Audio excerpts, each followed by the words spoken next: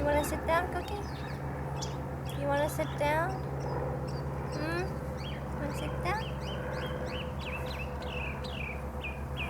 Sit down, Cookie. Cookie, ngồi xuống. Ngồi xuống. Cookie. Sit down your tail. Sit down your tail. This is the story of how Cookie lost his right eye. A few months ago, Cookie was rushed to the emergency pet hospital because of a freak accident. Normally, to use the restroom, we let Cookie go out in the backyard. The backyard is where my two Rottweilers live, Bear and Blackie. On that particular day, Blackie was in heat. And usually when she's in heat, we separate the big dogs from Cookie. So on that particular day, we knew that Bear and Blackie were on one side of the yard and Cookie was on the other. So we turned our heads just to do a little chore on a different side of the yard until we heard a huge yelp. By the time we all rushed to the scene, we saw Cookie's eye pop out, hanging from his eye socket, and a lot of blood coming out. What happened was Blackie turned her head so hard to bark back at Bear. However, she accidentally hitched Cookie up to the air, in which he fell down to the ground so hard that his eye popped out. Among all the chaos and all the blood gushing out and the excessive smell of blood, we luckily knew where the pet hospital was. When we arrived at the pet hospital, the vet did an assessment and determined that he would need eye surgery to remove his eyeball. As his owners, we were devastated that he would not lead his life as normal, or as we think anyone should be leading their life with two eyeballs. However, the vet informed us that if we did not go through with the surgery, Cookie's brain would be damaged due to infection. So we agreed to go with the surgery, and the whole process from when we admitted him took about 3 to 4 hours. The surgery alone, from what we were informed of, was about 45 minutes. And the whole price was about $1,800 to $1,900. Personally, I expected to see someone who was not the same, not only because of how he looked, but how he was going to act. When they took him out, he had a cone around his head and a black stitch on his right eye, along with the blood that was still stuck on his fur. He was not aware of his surroundings very much. He still looked around to see what was going on. I don't know if it's because he now only has one eye or because he was still under the effects of anesthesia. On the way home, he did whimper a bit. I don't know if that's because he was still nervous or if because he realized that he only has one eye left. When we arrived home, we brought him to the backyard so that he could use the restroom. He didn't want to move a bit.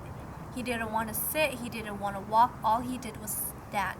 So we decided that it could possibly be that he had a cone around his head and that he felt restricted.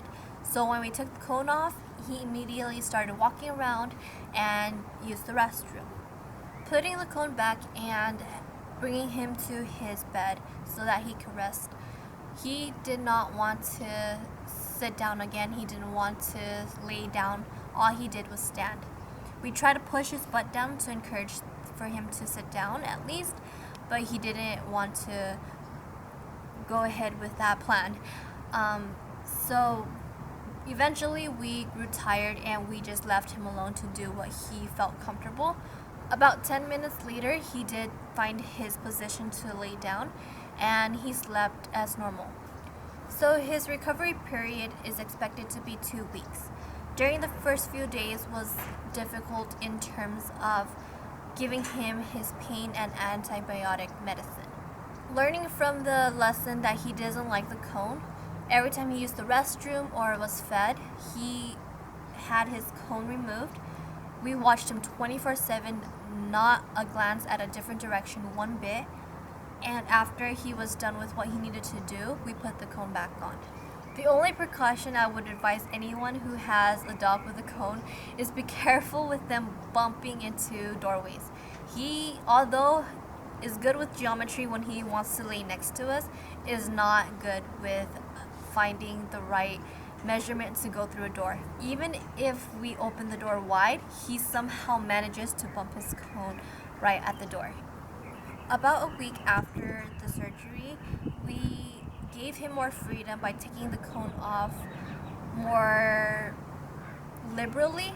We did not have to focus on him 24/7. We were still able to wash a dish or possibly read a book, but still glancing at him once in a while so that we made sure he's not scratching his eye with his paw.